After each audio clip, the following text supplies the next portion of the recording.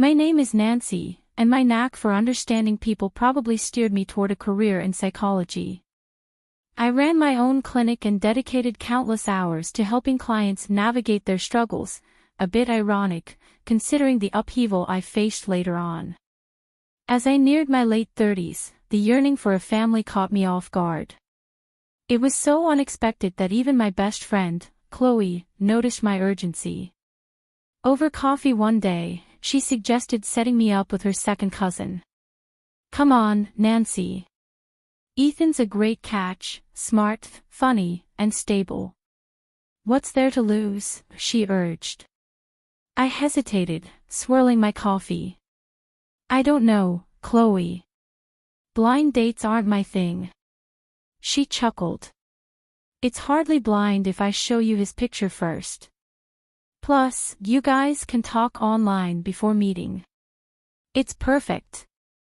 That evening, I found myself sending a friend request to Ethan on social media. To my surprise, we clicked instantly. Ethan, a year my senior at 40, was engaging and seemed to genuinely care about our conversations, which flowed seamlessly. After several weeks of chatting, we decided to meet face to face. On the day of our first date, I was a bundle of nerves waiting at our chosen coffee shop. When Ethan arrived, he was as charming as I'd imagined, tall, with kind eyes and a warm smile. He approached, extending his hand. "Nancy." I smiled back. "That's me. Nice to finally meet you, Ethan." Any initial nerves dissolved as we talked for hours, only to be reminded by the barista that they were closing. As we stepped into the evening breeze, Ethan suggested, "I had a great time, Nancy. Would you like to do this again?" Without a second thought, I agreed, and just like that, I was diving into a relationship with him. Our dates multiplied, from dinners to strolls in the park and even weekend trips. However, as things progressed, I noticed an oddity: Ethan's phone never stopped buzzing. Initially, I dismissed it. Everyone's busy, right? But the constant interruptions seemed excessive. One evening, after another pleasant dinner, his phone vibrated incessantly. Trying to sound casual, I commented, "Busy night." Ethan gave a sheepish smile. "Oh, it's just my mom checking in." I raised an eyebrow. "Your mom? At this hour?" He appeared uneasy but explained, "Yeah, we're very close. She raised me alone after my dad passed when I was young. I even had severe bronchial asthma as a child, and she was my lifesaver." Listening to him, I realized their bond was not just close but overwhelmingly central to his life. Choosing my words carefully, I remarked, "Sounds like you two have a special connection." Ethan nodded enthusiastically. "Absolutely. I owe her everything." As a psychologist, warning bells rang in my head. The dynamic Ethan described seemed excessively codependent. Despite my professional instincts nudging me, I shelved my concerns. After all, I was his girlfriend, not his therapist. Time flew, and before I knew it, Ethan and I had been together for nearly a year. He was thoughtful and caring, and our relationship felt deeply rooted. Yet, there remained a persistent unease about his overly close relationship with his mother. One afternoon, while having lunch at my apartment, Ethan, visibly anxious, started fidgeting with his napkin. "Nancy, I'd like you to meet my mom. I think you'll really like her, and she's excited to meet you too." The following weekend, we stood outside a quaint three-story home. My palms were sweaty, but Ethan squeezed my hand reassuringly and rang the doorbell. The door opened to reveal a petite woman with graying hair and eyes as kind as Ethan's. "You must be Nancy," she greeted warmly, embracing me unexpectedly. "I'm Carol. Come in, come in." As we settled into the living room, I couldn't help but notice Carol's intense focus on Ethan. She doted on him, offering snacks and drinks, while I felt somewhat invisible. Carol dominated the conversation, reminiscing about Ethan's childhood and fussing over his well-being. When we finally left, I was emotionally exhausted, whereas Ethan seemed completely unaware of the tension. "So, what did you think?" he asked excitedly as we drove away. I hesitated, choosing my words carefully. "Your mom loves you very much," I replied. Ethan beamed. "She's great, isn't she? I knew you'd like her."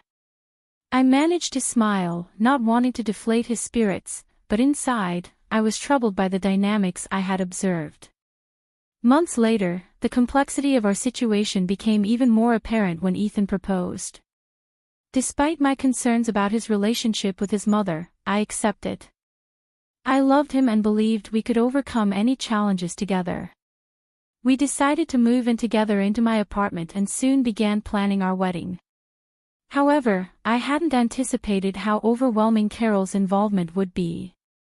She inserted herself into every aspect of the wedding planning and seemed to be constantly in crisis, demanding Ethan's attention for everything from a leaking sink to a stubbed toe. One evening, as we discussed flower arrangements, Ethan's phone interrupted us.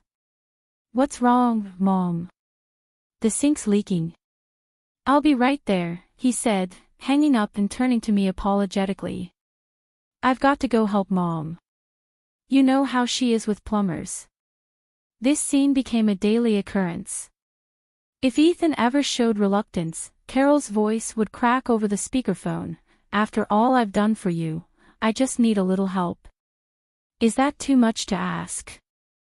I reached my limit one night after yet another Carol emergency.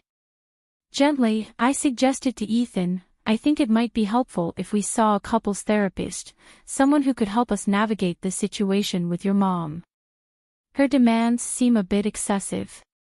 Ethan's voice rose in defense. "She raised me alone, Nancy. She saved my life multiple times. How can you call that excessive?"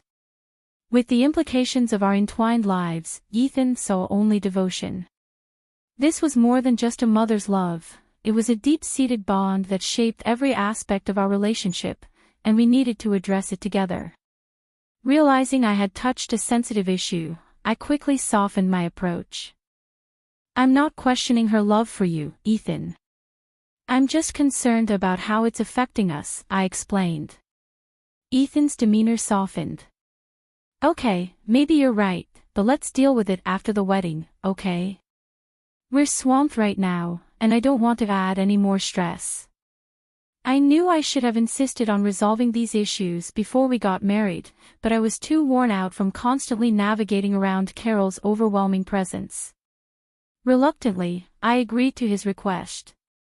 Time sped up as we plunged into a whirlwind of wedding preparations, cake tastings, dress fittings, and endless calls with Carol about every little detail. Before I knew it, the wedding was just days away. Despite the stress, I was genuinely excited about the celebration, especially my bachelorette party. It promised a night of carefree fun, away from wedding stress and Carol's overbearing influence. The night of the party, we hit our favorite bar, and I reveled in the laughter and dancing. For the first time in months, I felt a weight lift from my shoulders. But then, amidst the fun, my phone rang. It was Ethan, his voice laden with panic. "Nancy, Mom's in the hospital. Her blood pressure spiked. I'm heading there now." I quickly filled in my friends and hailed a taxi. The ride to the hospital was agonizing, my mind swirling with worst-case scenarios. When I arrived, Carol's dramatics were in full swing. Seeing me, she clutched her chest and exclaimed, "Oh, it's you. My blood pressure, it's your fault, with all this wedding stress."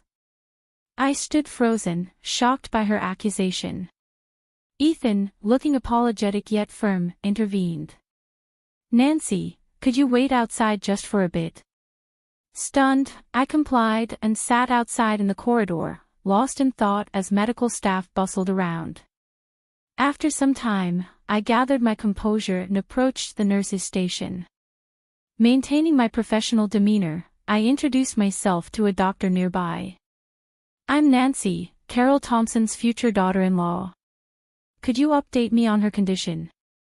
The doctor glanced up, his face neutral. Mrs. Thompson's blood pressure is elevated, but it's not dangerously high. We're keeping her monitored, but there's no immediate danger. Relieved yet still concerned, I continued, I'm a psychologist, and I'm worried she might be dealing with psychological issues. Has she had a psychological evaluation? The doctor raised his eyebrows, slightly intrigued by my observation. We haven't considered a psychological assessment yet, but it sounds like a good idea given your concerns. I'll make a note to refer her for an evaluation. I thanked him for his understanding and returned to my seat, waiting for Ethan. As time passed and he didn't appear, I felt a deep sense of defeat. Finally, I texted him, heading home. Call me when you can, and ordered another taxi. Back at the apartment, my friends sent messages wondering where I had disappeared to. I apologized and encouraged them to continue enjoying the night without me. It was past midnight when Ethan finally returned, looking utterly drained. Hey, he said softly, noticing I was still awake. Sitting up, I tried to keep my voice free of hurt and anger. How's your mom? He sighed and collapsed into the armchair across from me. She's okay. They're keeping her overnight for observation. She was really upset and kept asking me not to leave her alone. Ethan's words hung in the air, a stark reminder of the complex dynamics we would need to navigate as we moved forward together. Ethan, I can't ignore this any longer. Don't you realize what's going on? His eyes filled with a silent plea as they met mine. Nancy, please, not tonight. Let's just head to bed. I'm worn out. I wanted to press on, to make him understand, but the weariness etched across his face stopped me. Reluctantly, I agreed, swallowing down my disappointment. The awaited day finally came. Just before the ceremony, Ethan pulled me aside, his expression serious. Listen, I know there's been tension with Mom lately, but I've arranged a few things to keep the peace today. Just play along, okay? My heart sank. What had he planned? I wondered silently. Ethan quickly outlined the adjustments, a special menu for his mom due to her supposed allergies, a prime spot next to him at the head table, her favorite songs on the DJ's playlist, and even a speech she insisted on giving. Closing my eyes, I counted to 15, then agreed softly. For us, Ethan. He kissed me, a gesture of thanks, as I forced a smile and rejoined my bridesmaids. The ceremony was enchanting, and as I walked toward Ethan, his face alight with joy, my doubts momentarily vanished. For a brief moment, it felt like it was just us. The reception unfolded exactly as Ethan had warned. Carol dominated the head table, charming the guests with tales of Ethan's youth and barely acknowledging me, except for the occasional patronizing pat on the hand. When the speeches commenced, my heart sank as Carol approached the microphone, wine glass in hand. My dear friends and family, she began, her voice shaky. Today, we celebrate my son's wedding. She droned on about Ethan's achievements and her sacrifices, barely mentioning me. After what felt like an eternity, she concluded with a toast that oddly grouped me with her past happiness. I drained my champagne, feeling a mix of irritation and resignation.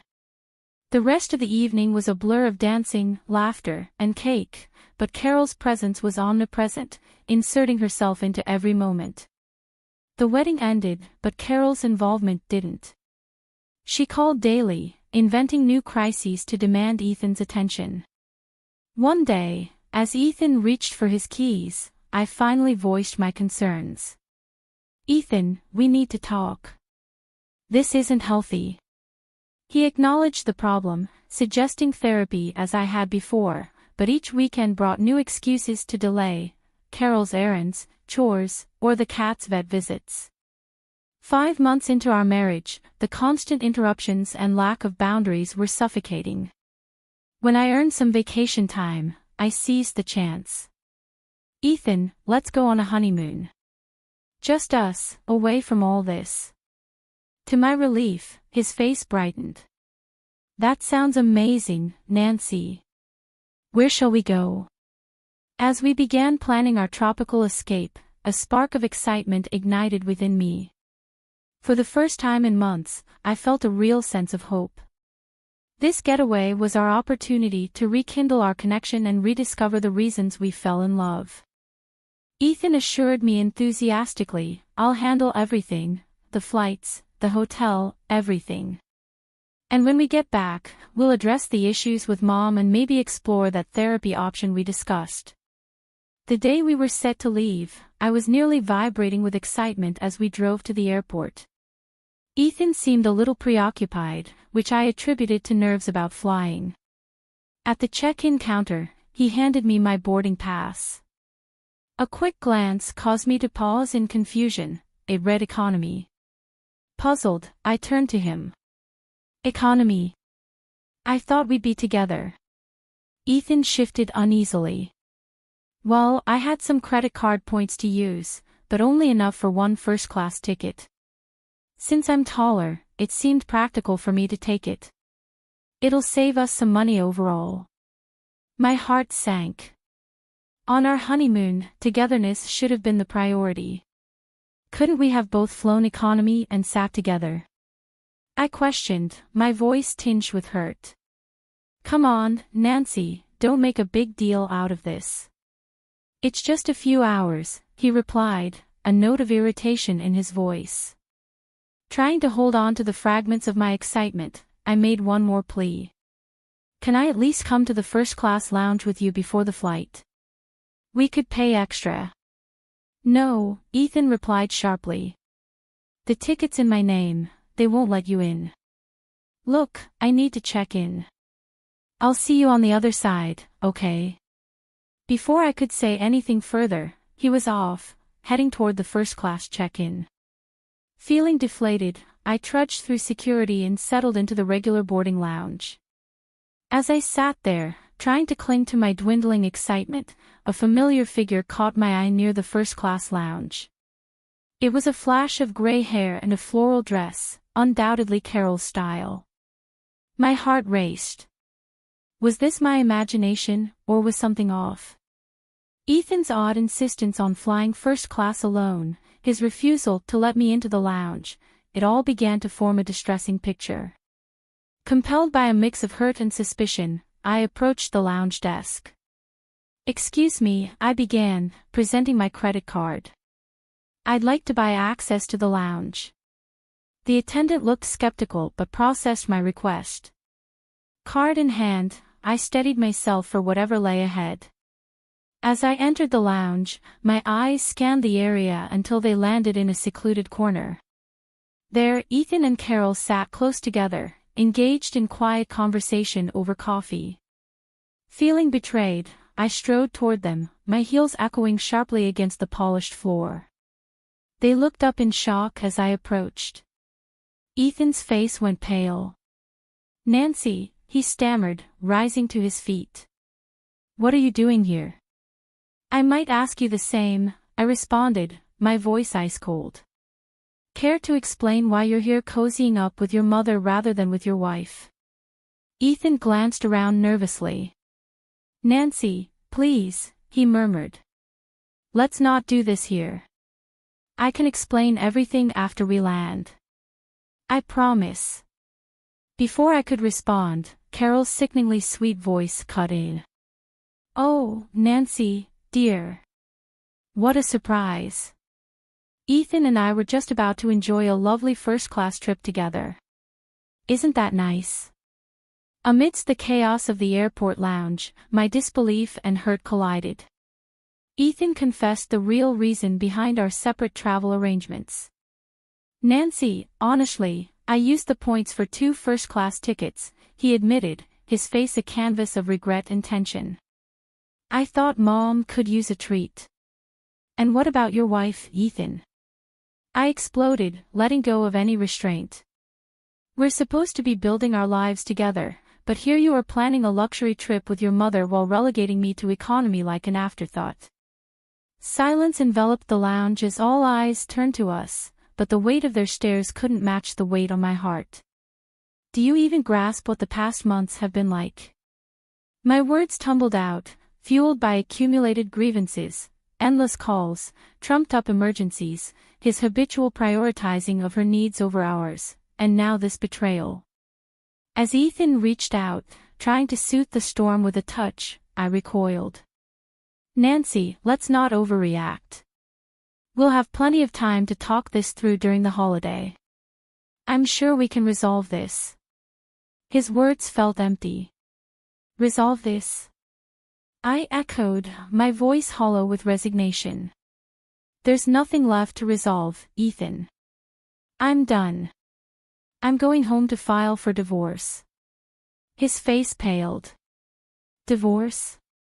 You can't mean that, Nancy." Before more could be said, Carol rose, her smirk barely concealed. Wrapping her arm around Ethan, she declared, "Well, if that's your decision, dear, it's probably for the best. Let's not miss our flight, Ethan." I stood frozen as they walked away, Ethan casting a look back filled with a mix of sorrow and something akin to relief. As they vanished into the crowd, the reality of my solitude hit me. Yet, as I exited the lounge, a new sense of freedom began to unfurl within me. Once home, I methodically packed up Ethan's possessions, his clothes, the books we shared, and even the quirky gifts from Carol. Each item was a thread in the tapestry of our life together, now being disassembled. I sent everything to a storage unit, a clear and decisive step towards separation. The following day, I contacted a lawyer and started the divorce proceedings. Signing those papers lifted an immense burden. With Ethan out of the picture, I reclaimed my space and my life. I transformed our apartment, reconnecting with friends, embracing new hobbies, and immersing myself in books long neglected. A month later, Ethan reached out. A text appeared on my phone, but any former affection had been replaced by resolve. I replied with details of where he could find his belongings and where to send the signed divorce papers. Then I blocked his number, severing the final ties. Refreshed by my newfound independence, I returned to my professional life with vigor. My personal ordeal enriched my understanding of codependency, inspiring a series of research papers that resonated with the academic community. This led to an invitation to speak at a local college, which soon turned into a teaching offer. It was there, amidst the corridors of academia, that I met Eric, a colleague in the psychology department. His presence was comforting, marked by a warmth that seemed to understand and acknowledge the journey I had undertaken. This new chapter, while unexpected, was filled with promise and new beginnings. As Eric smiled at me, our connection deepened, not just through our shared research interests but also over our mutual appreciation for terrible puns. Unlike Ethan, Eric was independent, respected boundaries, and carried a confident air about him. He had a teenage daughter from a previous relationship, and observing how he skillfully managed his roles as both a father and a partner while advancing his career was inspiring. One quiet evening, while we were grading papers together, my phone buzzed with a message from Chloe, the friend who had introduced me to Ethan. The message read, "Hey, Nancy. Thought you should know that Ethan is still living with Carol. If anything, they seem even closer now.